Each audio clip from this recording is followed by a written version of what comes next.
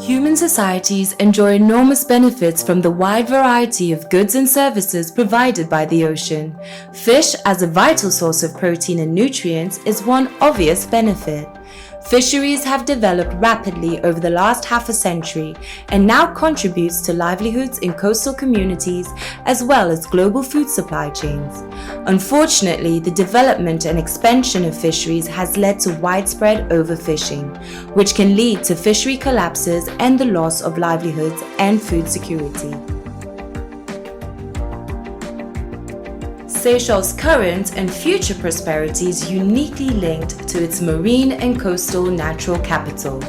The Seychelles is endowed with a huge ocean space and productive fisheries resources, ranging from the extensive shallow banks that support bourgeois, vieille, and other locally important demersal stocks, to an expansive area of open ocean through which populations of tropical tunas migrate. Blessed with such abundance relative to our small population, it is no surprise that Seychelles came to rely on fisheries for its development and well-being. However, as fisheries develop, they require careful management to avoid overfishing and, where necessary, rebuild depleted fish stocks.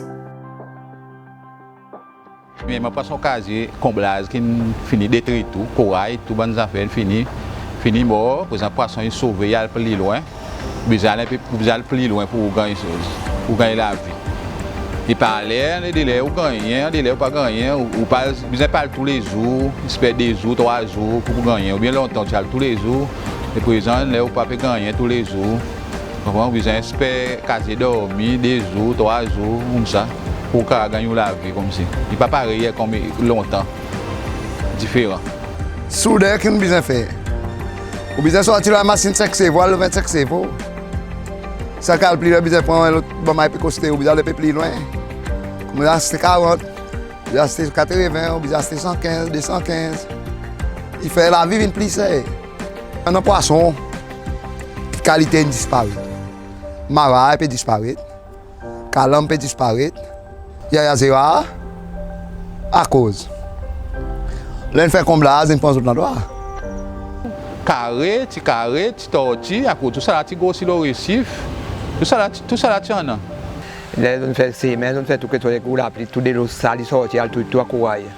Pour la poisson, il n'a pas le droit pour manger, il avancer, il a le plus devant, il a le toraban, vous avez le plus loin, pour un poisson. Hier, on a la piste, on n'a pas de gaz encore pour un poisson. Le poisson, il mouve avec des lots, on croit des lots, ils sont comme là. Le poisson, il mouve plus dehors, il y a le goût de l'eau fouille. Problème, un nouveau PC, pas là, là où d'autres viennent 8 heures, d'autres viennent 9 heures, quand d'autres travaillent dans le bureau. Je ne peux pas qu'on PC, vous avez 5 heures au matin. C'est un gros problème avec un nouveau PC.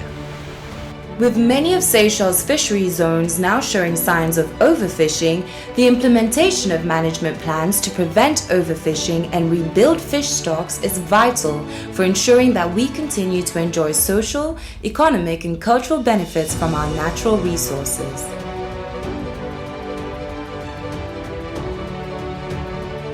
Management plan means that there'll be form of control and regulations that would abide to. And that means, simply translates, that it will be an end to this open access to the fishery which has existed in Seychelles for so many years. Open access means that anybody jumps into a boat and can take as much as they want from the resource and come back and market it. So with the management plan, we hope this will address these issues whereby fish will be caught by licensed commercial fishermen and be commercialized by these very same people. Whereas other users, recreational and sports fishing, they would be limited to the amount that they can remove, and also limited to the possibility of marketing the products they catch. So we really hope that all the users, stakeholders together can help implementing this, because it's something that we need. co-management, because co-management simply means that this management plan will be steered by all the stakeholders relevant to implementing it. And co-management means that the people around the table would decide on the way forward. So I think the inclusiveness, the participation of all stakeholders will be very, very constructive in implementing this plan, because then we would have more compliance. People will be more willingly comply to something that they've been part and parcel of the decision-making process, rather than what has happened in the past, whereby we've had top-down approach, where laws are just enforced. Fisheries should be the pillar of economy of the Seychelles, and we have to look at every means possible of making sure that we use it in a more sustainable manner, so that this will not only benefit our generation today, but the generations to come, and even after them also. Because I think we owe a responsibility to our youths, our children, that we are able to use what's available today in a way that they will be able to continue using it in the future. I think this is key. But we also have to keep in mind that we are a generation that exists.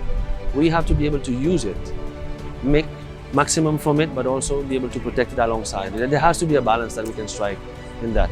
We cannot say that we conserve, we limit the users today for those of tomorrow, because we've seen in the past many examples whereby people are targeting fishermen, are saying you should stop this, but whilst at the same time we're not giving the fishermen an alternative livelihood. But if we really want to conserve certain resource or certain species, we should find ways of helping those fishermen, the users that are probably misusing or abusing the resource, to get alternative ways of earning their livelihoods. We have to strike the balance. We cannot just come and say stop. How would these people live? How would they be able then to make the generation of tomorrow? So this is why I believe it's important.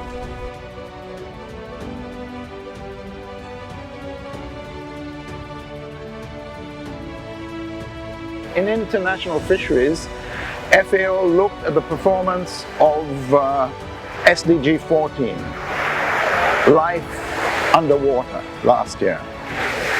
It found that 30% of fish stocks were now overexploited, whereas only 10% were exploited in 1974. It found that fisheries management in some developing countries had improved significantly.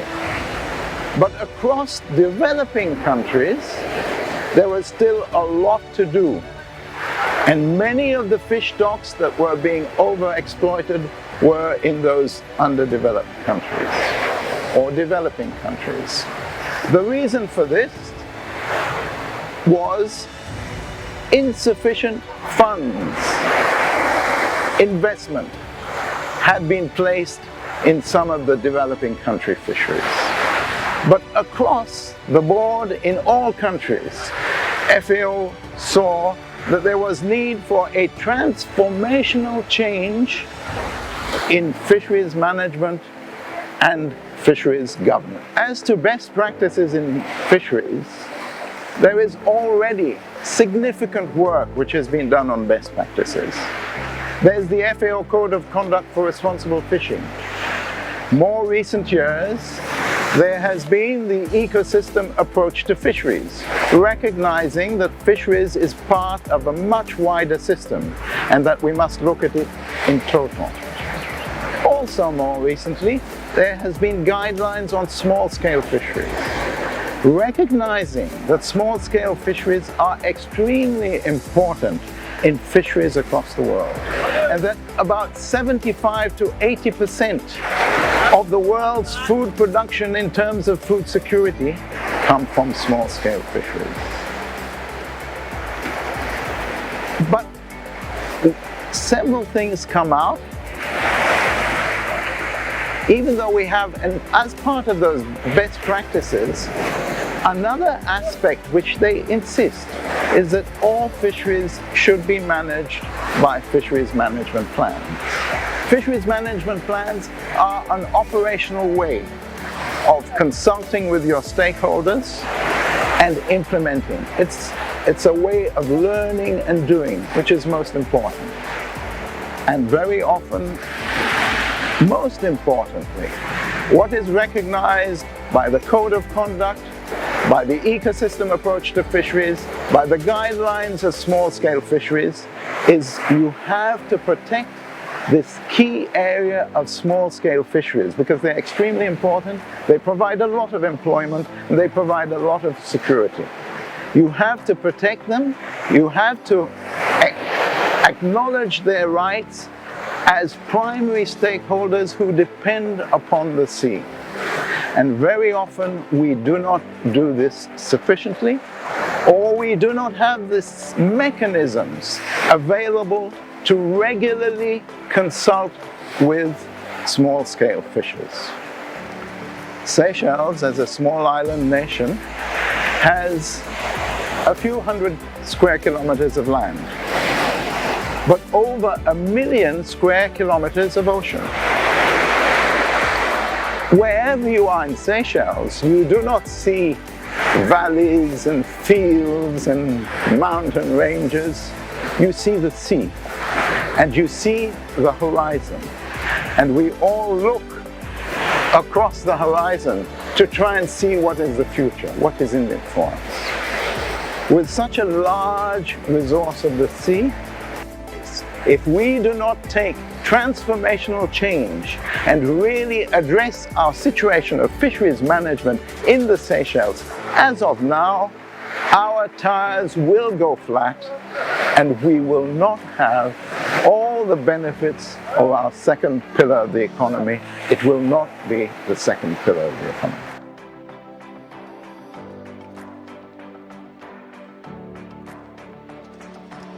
The cost of improving fisheries management and investing in sustainable seafood value chains can be substantial. Such reforms require public and private sector commitment and, importantly, access to finance. In 2018, the government of Seychelles issued a $15 million blue bond, the first in the world, to help support the transition to sustainable fisheries. The proceeds of the Blue Bond are being used to capitalize two innovative funding mechanisms in Seychelles. This blue finance provides unprecedented opportunities for local civil society, NGOs and businesses to engage in sector reforms through innovation, community-centered solutions, and adoption of business models that aim to achieve positive environmental and social outcomes as well as economic returns. Rather than aiming to catch more fish, the sector must continue to grow by adding or capturing more value from the fish already landed on our shores. The Development Bank of Seychelles has been mandated to manage the Blue Investment Fund on behalf of the government of Seychelles. The Blue Bond is a financial instrument raised on the international market by the World Bank on behalf of the government, and it is the first sovereign bond of its kind and will be used to finance sustainable marine and fisheries industry in Seychelles. DBS has years of experience in fund management. We have the human capacity, the resources at all levels within the organization to provide the service and support that is required. The scheme is easily accessible to locally registered businesses and joint foreign ventures, but the company has to be owned in majority by Seychelles investors. The foreign investors has a financial and international exposure. They have the capital and we have the resources. So this is a very good collaboration that can be put together for both parties involved. The financing under the Blue Investment Fund is very competitive and it carries lucrative terms and conditions. You can enjoy an interest rate of 4% and we can even extend your repayment term to a maximum of 15 years, depending on the type of project that you're implementing. The minimum loan amount that you can access is $10,000 and the maximum is $3 million equivalent in Seychelles rupees. And of course, as it is the norm in banking practice, you have to provide a collateral to secure the facility in the event of default. The eligible activities under the scheme are scientific services. This, for example, is lab for marine and seafood research, logistical services, processing. You can develop technologies to improve waste and energy efficiency, market access. You can invest in technologies for accessing the market through electronic sales and auction platforms, fish processing for value addition. However, a lot of emphasis is being put on fish processing and aquaculture. For example, a project under aquaculture can be pearl farming. Why not have our own made in Seychelles pearl and create a brand of our own? I mean, at the end of the day, the big picture is that the blue bond will allow Seychelles to be a successful model that other countries can follow to promote their own blue economy. Like I said, Seychelles has the resources and the financing is available throughout the year to promote this industry. So come forward with your proposal and let us create a legacy for the blue economy.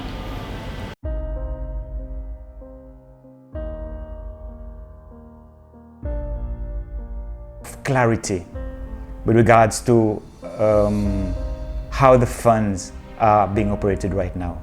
We've had questions from our members since the first meeting that was done at Savoy, and it appears that there are still some grey or hazy areas.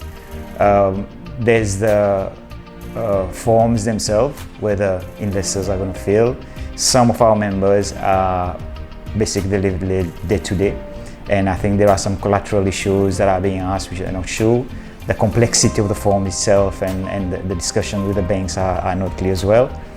And as well as I think as there are some areas with regards to maybe support, with regards to marketing their products offshore. There are enormous opportunities within the processing sector as well, which right now there are very few within the processing sector, and opportunities as well. But I'm sure when these issues are clarified with regards to collateral, the funds available, how they're going to be dispersed, what are the conditions, I think there should be more involvement. And at the same time, with government support in terms of providing facilities for processors, land allocation.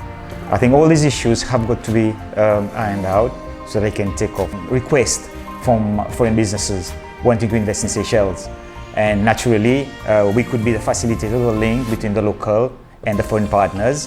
But I think there again, to speed that up, we need to have clarity of how, what sort of areas. I know in aquaculture it has been demarcated where foreign investors would be involved, but in other areas we have not heard sort of from government what are the policies. Although we would prefer Seychelles being involved in these businesses, but we as SCCI, if there are interest with partnering for partners, we definitely would play our role to assist our local businesses to get involved and link up with these guys to make it happen. The fisheries sector reforms that are supported by these funds aligns with the country's promotion of a blue economy agenda. Fishing has always been very important for Seychelles. It's been important for Seychelles not only as a source of food, but also as employment. It's part of our culture, and it's terribly important that we do preserve that resource. Over the years, the population has increased, the demand for fish has increased, but the resource has not increased. So we have to manage it better and make sure that we don't make the same errors as other countries where they have really fished without taking any consideration to the reproduction of the fish, the biology of the fish, the sustainability of the resource. The best use of the fish to really, the objective is not so much to catch more, but to make the most of what we catch. You can take many different examples. You can even take, let's say, fairly cheap fish like sardines and mackerels. Recently, there was a fisherman who was saying that we should make better use of mackerels because you could smoke it, do different types of products with it. So, and that also applies to other species. Since 2016, SECAT, under the Blue Grant Fund, has disbursed a total of more than $1.5 million that contributed to the development of 23 projects related to sustainable fisheries. Seychelles Conservation and Climate Adaptation Trust, SECAT, is an innovative financing mechanism. We have been tasked to administer and manage $3 million of the Seychelles' sovereign blue bond. What that means for us is being able to disburse annually $700,000 towards projects that support existing and new marine protection areas, supporting the fisheries sector, and finally, trialing and piloting sustainable business models to advance the Seychelles blue economy. To date, we have managed to disburse over $1.5 million, and we continue to disburse $700,000 annually until 2023. And we hope to see the Seychelles blue economy advance with the Blue Grants Fund.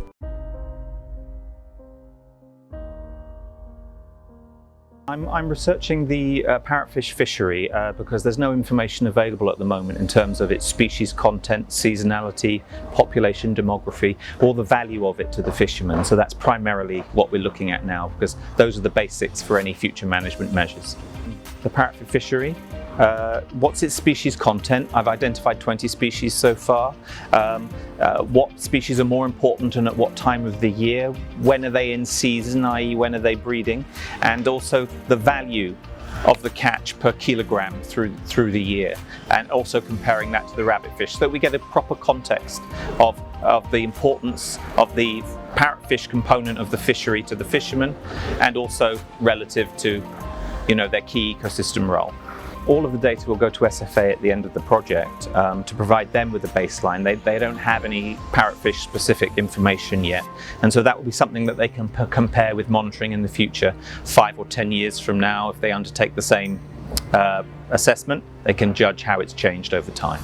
This directly pertains to potential future fishery management. Parrotfish play a key ecosystem role in coral reef habitats, and we need to know their occurrence, seasonality, and how significant the catch is of that species in that context. So this will enable future ecosystem approach to fisheries.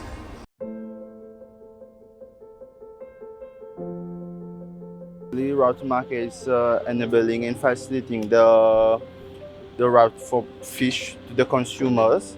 Basically, we engage in discussing and buying from the fishermen directly. Then we handle the selling, the organization, all of it from the fishermen directly to the consumers. We build an app that will enable people easy access to different type of fish. They will be able to scroll through the app and see maybe like this fish costs 100 rupees. They basically buy it on the app. Then we handle the delivery and everything for them. From there on, it's our responsibilities.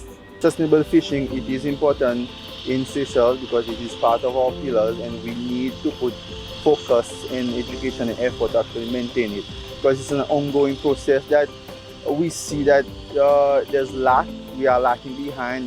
There's not a lot of protocol and not a lot of feedback or back tracing with different organizations and the fishermen themselves. They feel frustrated a bit because they are left out or they are not consulted when regulations are put in. So we need to work together to help make it a better system to work.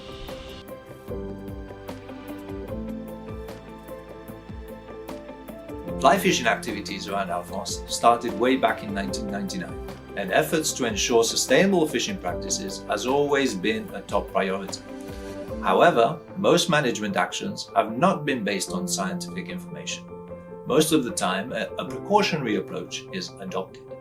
For example, the number of people conducting fly fishing at any one time has been capped at 12 rods, when in fact, we do not really know what a sustainable number of rods is. Addressing such questions can inform management decisions not only for the Alphonse Group, but also act as a model for sustainable recreational fisheries throughout the Seychelles and the region. This study will provide robust information which can inform management, such as rotating flats open to fishing, and also provide best handling practices of caught and released fish. So far, we have deployed 71 acoustic receivers and tagged 74 giant trevallies with acoustic transmitters. The data shows that they are more resident to specific areas than expected. We have also pit tagged 248 giant trevallies, and under this program, we will be able to provide information about the frequency of recaptures, growth rates, and ultimately give us an idea of the population size in the Alphonse group. The main objective of this study is to get a better understanding of the biology and ecology of the giant trevally, and also to be able to assess the impact of fly fishing on this species. We all know that fly fishing is a very lucrative business and very good for the economy. So the benefits of establishing sustainable recreational fisheries on these atolls radiates to the entire region. With wild fish stocks in need of rebuilding, Seychelles recognizes the potential for sustainable aquaculture to provide for economic growth, livelihood, and business opportunities in the sector. Over the last decade, the country has prepared the policy, regulatory, and institutional environment that will allow aquaculture to develop sustainably in line with an ecosystem approach. As the sector launches, local aquaculture businesses can be supported by Blue Finance, while the public sector continues to invest in critical supporting infrastructure.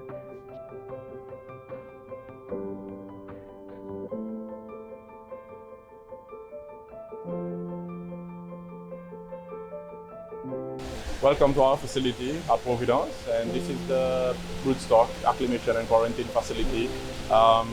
This facility opened last year in 2019, precisely in October, and it was opened by the President of the Republic, Mr. Danico. And this facility itself is basically here to actually hold the parent fish, which is what we call the broodstock. There's multiple species. Right now we have about 8 to 9 species that we are holding. Over the years, we've been trying to come up with the program to try and train our technicians and come up with a broodstock collection program, which we've started collecting from last year. Aquaculture itself, I think, like I mentioned, it will provide lots of socio-economic benefit, first of all. And as you know from our policy, I think it's the creation of a new sector which will create new export potential for Seychelles. As you know, like the production capacity for aquaculture is quite significantly high. So I think we can increase trade, which is one of the aims of the government. We can move the pressure of the, extracting from the wild and initiating the farming and the production from aquaculture. I think this would be a good benefit for the initiatives that we're trying to do, like for example in fisheries management. And also creation of jobs, having lots of businesses and companies starting up to do farming, you do create quite a number of jobs. We have the Seychelles Maritime Academy, the school which is right next door, which by the way, we've been working very closely with them. Since the inception, I think sustainability in aquaculture is key. As you know, we've had a lot of bad press around the world, not just in Seychelles, about aquaculture. If it's not done right, just like any development, it can actually be detrimental. So since the beginning, when we started about 12, 13 years ago, we started doing quite a lot of research and implementing the frameworks in place. We didn't have a lot of the framework in place, for example, the legislative framework, policies, regulations, all of that, to actually ensure that the way we develop this sector is in line with sustainable practices. Because if you don't have regulations in place, you cannot enforce compliance and best management practices.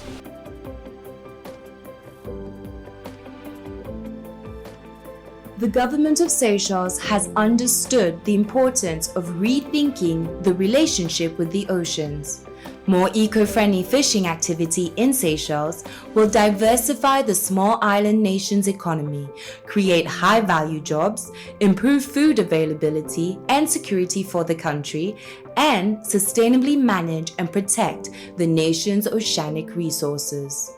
The sea and the blue economy that it can support is vital to the Seychelles. As we all know,